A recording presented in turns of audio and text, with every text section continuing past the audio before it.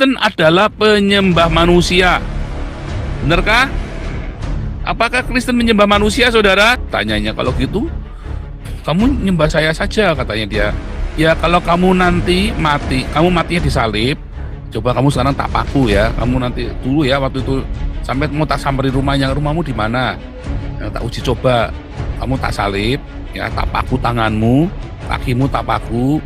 Nanti, kalau sudah kira-kira 6 jam, tak tusuk pakai tombak perutmu, ya kan? Nanti kamu bikin surat meterai dulu. Nah, nanti kamu tak kubur. Kalau kamu 3 hari nanti kamu bangkit, nanti saya pertimbangkan untuk sembah kamu, saudara.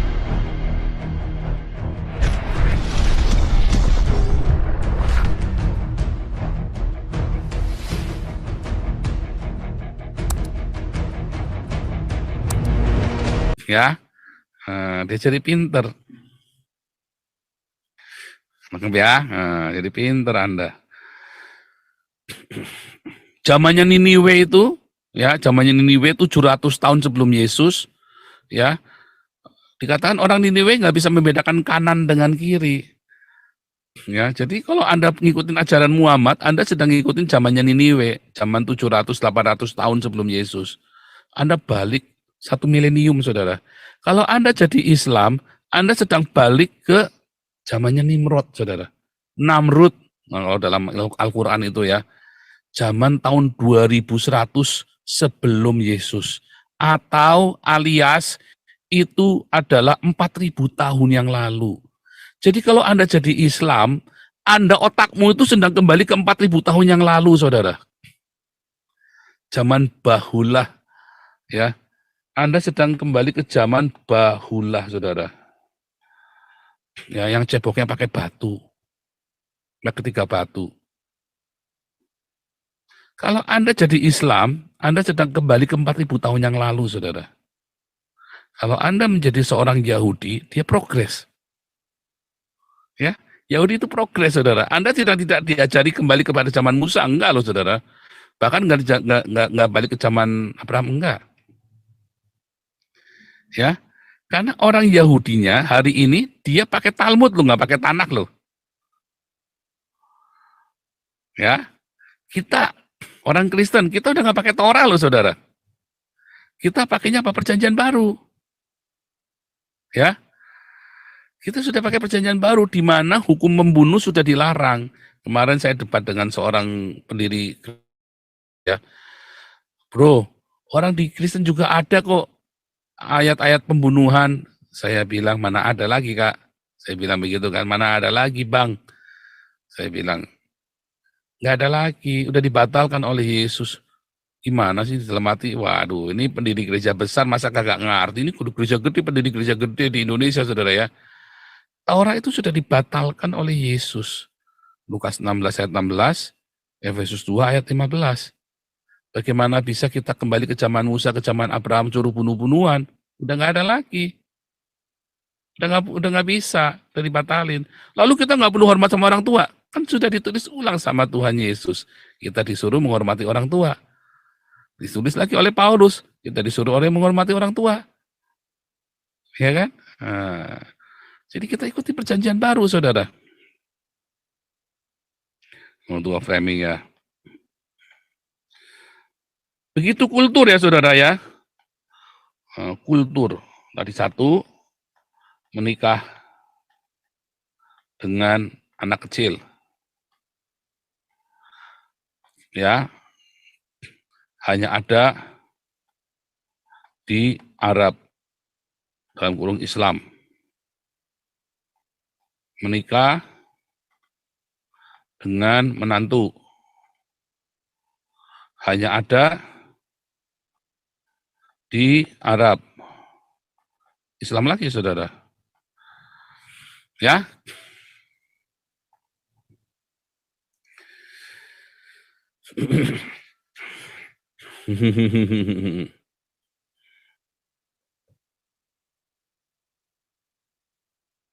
Itu ya.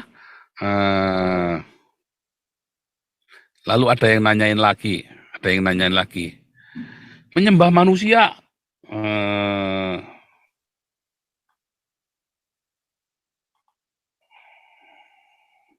Kristen adalah penyembah manusia. Benarkah? Apakah Kristen menyembah manusia, saudara?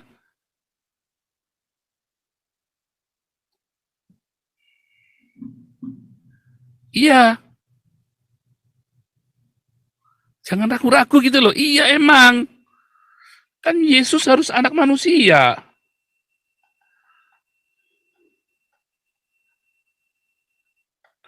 Iya kan? Harus manusia, harus anak manusia. Apakah Kristen menyembah manusia? Iya, yang namanya Yesus. Nah sekarang dibalik saudara. Emang kenapa kalau kita menyembah manusia bernama Yesus? Ya salah dong. Kata siapa salah? Itu kan katamu. Itu kan katamu salah. Salahnya di mana kalau menyembah manusia yang bernama Yesus?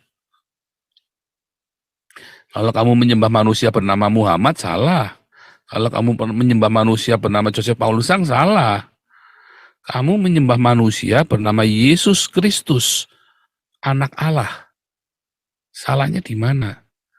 Orang mati dibangkitkan, yang sakit disembuhkan, ya, yang lemah dikuatkan. Bahkan dia bangkit di hari ketiga dari kematian. Salahnya di mana? Kalau dia tidak pernah bangkit dari kematian, salah. Oh, tapi itu Lazarus juga bangkit dari kematian. Kenapa nggak disembah? Karena dia tidak pernah berkorban buat kita. Loh, kalau gitu, ya saya kan juga manusia, kata orang Islam kan pernah ngomong sama saya. Ya sembah, ya itu sembah Habib itu kan. Nyembah saya saja. Nyembah Habib itu kan. Oh, nyembah Habib salah, saudara. Oh, nyembah Habib itu kayak gini, nyembah Habib nih, saudara.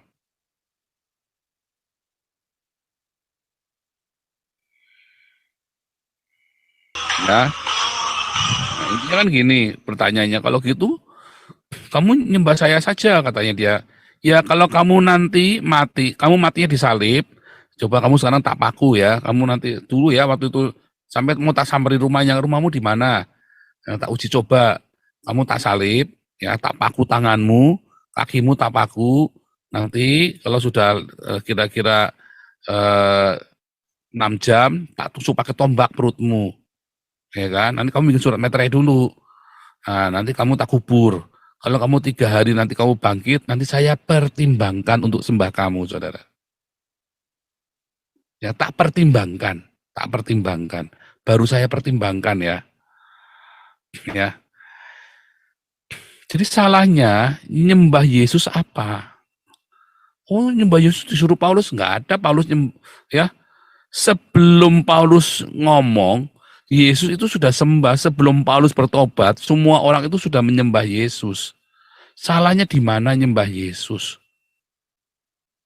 Ya, kalau Muhammad matinya bisa kayak Yesus, bisa bangkit, ya kita pertimbangkan untuk kita sembah, kita pertimbangkan. Nah, tapi nyatanya Muhammad sampai sekarang masih. Jadi salahnya di mana menyembah Yesus yang adalah manusia, tetapi dia berkuasa menyembuhkan orang yang buta, menyembuhkan orang kusta, dia bisa membangkitkan orang mati, orang yang lumpuh bisa berjalan lagi, orang yang sakit pendarahan bisa disembuhkan. Ya, semua hati yang terluka bisa dipulihkan. Dia sendiri bahkan mati buat berkorban bagi kita semua. Lalu dia mati dan bangkit dari kematian. Dan tidak pernah mati lagi. Kalau ada manusia begitu, apa nggak layak disembah? Nah, kalau Anda nggak mau nyembah Yesus juga nggak apa-apa, bukan urusan saya.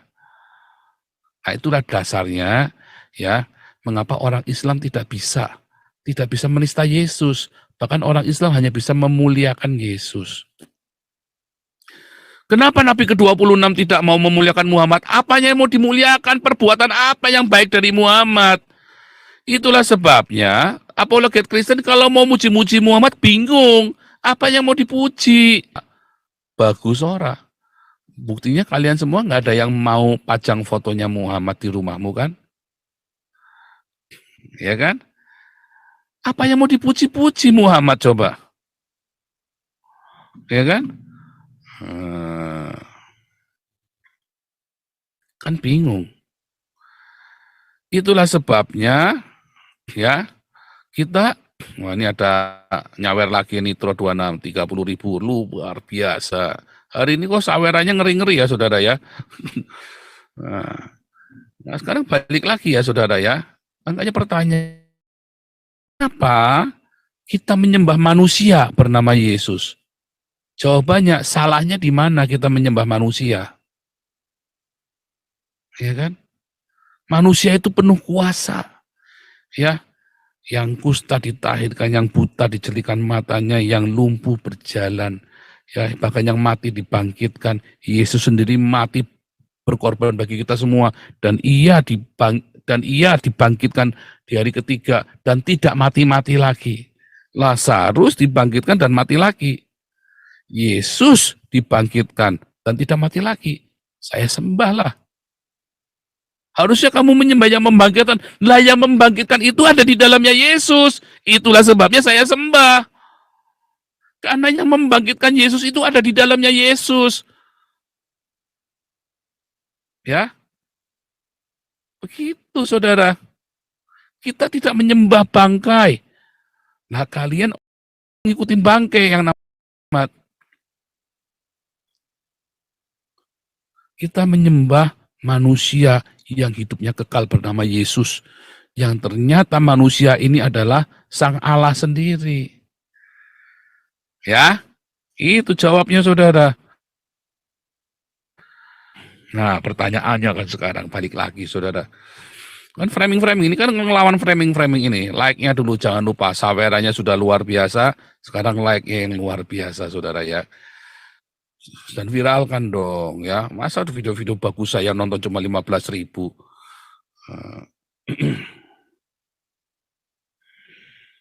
Saudara, banyak framing-framing ya yang harus dipatahkan. Karena kebodohannya tidak jawab lagi kan.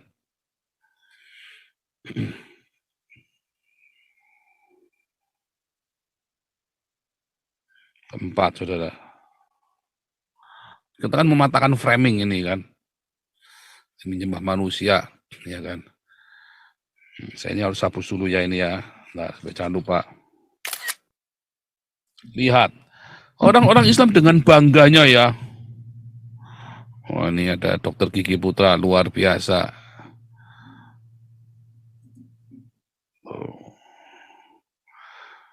Ya. Nuh. Nabi Nuh katanya ya. Nabi Nuh. Selamat dari air bah.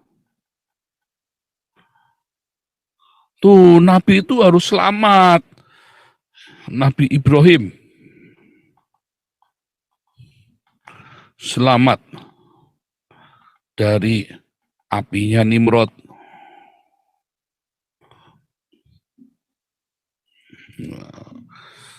Wah, ini ada ini lagi ya. Apa lagi? Daniel, ya. Selamat dari gua singa. Ya kan? Siapa lagi nabinya? Bangga, oh, masa Yesus disalib? Masa kalah? Nah, pertanyaannya Muhammad selamat dari apa, saudara?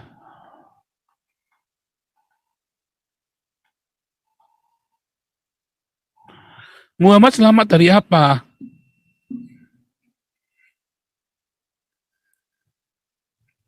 Coba. Wah, ini Intro 26 lagi, luar biasa. Arina May, Singapura. Terima kasih, Arina May. Muhammad selamat dari apa, saudara?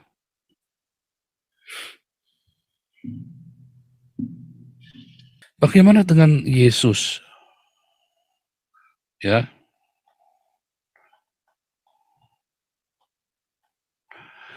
Loh, Yesus kan mati umur 30 tahun, 33 tahun. Iya, tapi kan hidup lagi. Kekal. Hebat kan? Tapi kan hidup kekal. Itulah ya. Makanya kita sembah Yesus. Itulah sebabnya saya menyembah Yesus, saudara. Dia mati, iya 33 tahun. Kalah dong, siapa bilang? Siapa bilang? Itu dicabut nyawanya. Siapa yang mencabut nyawa Yesus? Yesus nggak dicabut nyawanya. Dia nyawanya, dia serahkan ke Hades, saudara. Ya, jiwanya itu dia masuk ke Hades. Ke alam barzah. Supaya orang-orang yang percaya kepada Torah, pada nubuatan tentang Mesias, itu semua diselamatkan. Dari Adam sampai ke penjahat di sebelah Yesus itu. Dilepaskan semua naik ke atas, ke paradiso. Dia ambil kunci jurang maut. Makanya harus jiwanya. Kan nggak bisa alam dagingnya, dia nggak bisa turun. Makanya harus keluar dari dagingnya. Salib itu hanya sebuah cara yang untuk menggenapi. Supaya sesuai dengan aturan-aturan di dalam Torah. Ya, karena memang ketika dia menanggung semua dosa yang dilakukan oleh manusia, semua pelanggaran kesesatan manusia, hukumannya yang paling berat adalah menjadi terkutuk di kayu salib, digantung. Terkutuklah orang yang mati tergantung itu ya, baik gantung diri, makanya Yudas itu kan gantung diri kan, baik yang gantung diri maupun yang dipaku di tembok, kayak Raja Saul itu kan matinya dipaku di tembok gitu kan, di tembok kotanya Filistin itu. Nah itu saudara maksudnya. Itu cara untuk penggenapan Torah. Apakah Yesus kemudian dia kalah? Ya enggak. Justru dia harus menggenapi semua Torah dan dia harus menggenapi, ada dihukum. Matinya disebutkan terkutuk karena dia menanggung dosa seluruh umat manusia. Lalu jiwanya masuk ke lembah kekelaman, lembah alam orang maut, alam orang mati yang paling dalam, yang paling najis, tempatnya iblis yang paling hebat ada di sana. Kenapa? Karena kunci jurang maut ada di sana, kunci alam mautnya diambil, kunci alam mautnya sama Yesus. Coba betapa itu punya kemenangan, itu kan namanya kemenangan kan? Itulah kemenangan yang luar biasa, saudara. Ya kan? Itulah kemenangan perang biasa apa? Biang keroknya langsung dikalahkan. Ya, biang keroknya langsung dikalahkan, diambil. Muana di Hades. Ya kan? Siapa itu? Gurunya Zakir Naik, ya, Ahmad Dedat, lagi merana di Hades. Sementara orang-orang Kristen kita yang percaya kepada Yesus dengan sungguh-sungguh ada di paradiso. Lagi merana di Hades.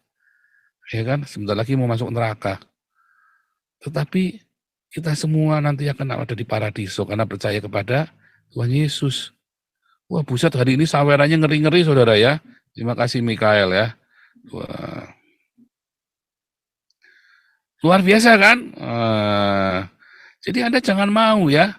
Jangan mau di di framing oleh orang ini. Ya. Simpel, semua itu bisa dijelaskan Alkitabiah semua, saudara.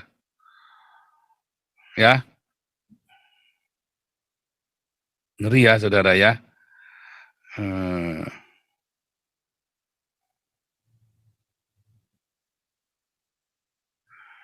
Ini kan temanya nih kan. Yesus manusia. Mengapa disembah? Ya kan? Endingnya ke sana. Mengapa kita menyembah Yesus yang adalah manusia? Karena roh di dalam Yesus itulah adalah roh Allah sendiri. Ya kan? Yang membangkitkan Yesus dari orang-orang mati sehingga dia tidak bisa mati lagi. Makanya kita menyembah Yesus, saudara. Karena dialah Allah sendiri. Kejadian 1 ayat 26. Manusia diciptakan menurut gambar. Imago Dei. Manusia diciptakan menurut imago Dei, gambar dan rupa Allah. Kalau manusia, ya, hari ini kita melihat seorang manusia, ya, manusia,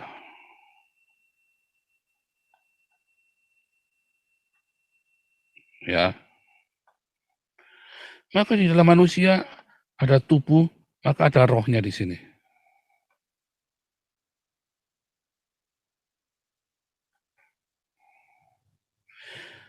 Ya, dan dia juga punya roh Allah juga sudah di dalamnya, punya jiwa. Setelah dia punya roh, dia punya jiwa.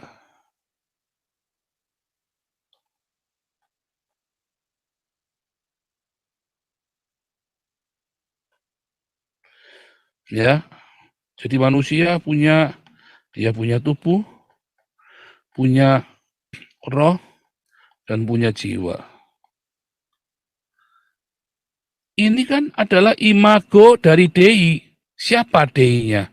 Yesus kan? Yesus punya tubuh, punya roh, punya jiwa kan?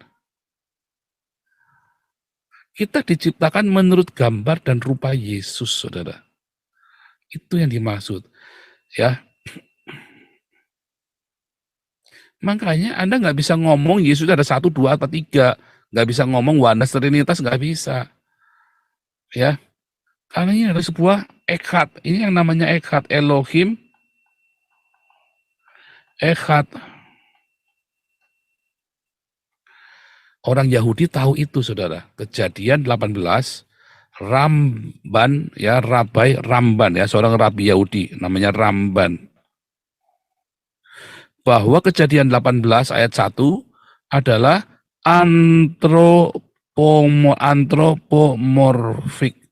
antropomorfis dari Yehova.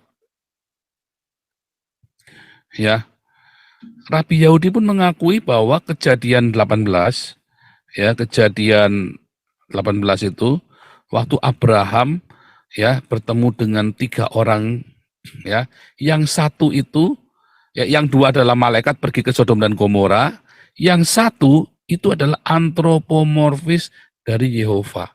Makanya Abraham sujud menyembah. Dan manusia ini makan anak lembu bersama dengan Abraham, bisa makan anak lembu. Tetapi dikatakan bahwa manusia ini bernama Yehova, saudara. Orang Yahudi ngerti ini. Ya, karena itu adalah imago Dei, wujud manusia dari El yang tidak dapat dilihat oleh mata.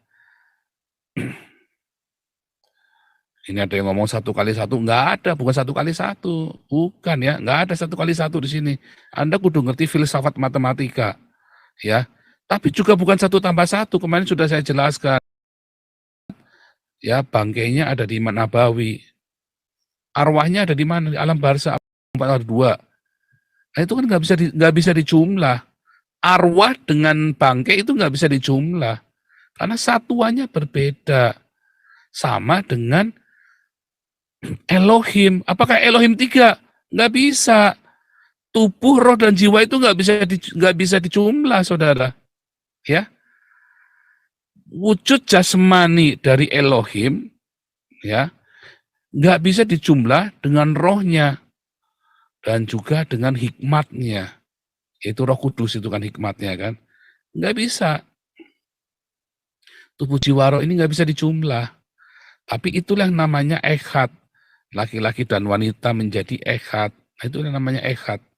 Jadi echad itu bukan tunggal, bukan satu, bukan mono, ya, bukan yahid. Itu ya cara menjelaskannya ya. Itu semua nanti kita jelaskan ulang di kelas evangelis, apologetik, dan menjawab Islam, saudara ya. Gitu ya. Jadi Anda mau ngomong apa, saudara? Itu kultur. Ini adalah sebuah kultur ya. Orang Yahudi memahami seperti ini, saudara ya. Tapi kalau Anda bilang Trinitas, orang Yahudi nggak mudeng. Saya bukan anti Trinitas ya. Itu ada orang memfitnah saya si Kainama, katanya saya anti Trinitas, menjelek-jelekan Trinitas. Saya ini dari gereja Trinitas, saudara. Saya lahir dari keluarga Trinitas, saya dibaptis di gereja Trinitas, saya ditahbiskan menjadi seorang hamba Tuhan, yang menjadi seorang pastor pertama kali di gereja Trinitas, dan saya diutus ke Eropa oleh sebuah gereja Trinitas, saudara. Ya, dan saya masih mengajarkan Trinitas. Hanya saya tidak menolak Sabelian, Oneness, Unitarian, Saksi Yehova, saya nggak nolak, saudara. Ya, itu bedanya. Saya dari gereja Trinitas, tapi saya tidak menolak orang yang berbeda dengan saya. Ya, makanya belajar yang pinter. Ini si Kainama berusaha memfitnah saya, katanya saya menghina Trinitas ya. Oh tidak ya. Ya. Makanya saudara lihat ya, waktu Deki Gadas sama grupnya Deki Gadas, grup mau ngajak-ngajak siapa Mangapul Sagala untuk melawan saya, ya. Mangapul Sagala nggak mau karena dia tahu persis siapa saya. Mangapul Sagala ini kenal dengan keluarga saya, ya, pendeta Mangapul Sagala ini in memoriam ya. Beliau kenal saya, saudara. Dia tahu, ya. Yang paling penting Pak Paul buahnya, jangan berhenti berbuah. Sampai gede-gede keluarga saya ya. Gitu saudara ya. Lalu kemudian di dalam filosofi Yunani kita menjelaskan ini dengan Trinitas atau Sabelian ya. Begitu ya. Jadi itu hanya perspektif buat saya. Sabelian atau Oneness Pentakostal dengan Trinitas itu hanya perspektif, saudara. Termasuk juga dengan Unitarian, itu hanya perspektif. Termasuk juga dengan Saksi Yehova, itu hanya perspektif. Yang paling penting itu buahnya nyata, saudara. Dan ada nama Yesus Kristus di situ. Karena nama itu nama segala nama. Tunggannya Batina Susanto. Wah, hari ini sawerannya ngeri kali ya. Terus ya, sawerannya terus-terusan ini ya. Wah, luar biasa. Ini ada yang resen ini. Siapa nih? Rama Artiwa. Silakan Rama Artiwa.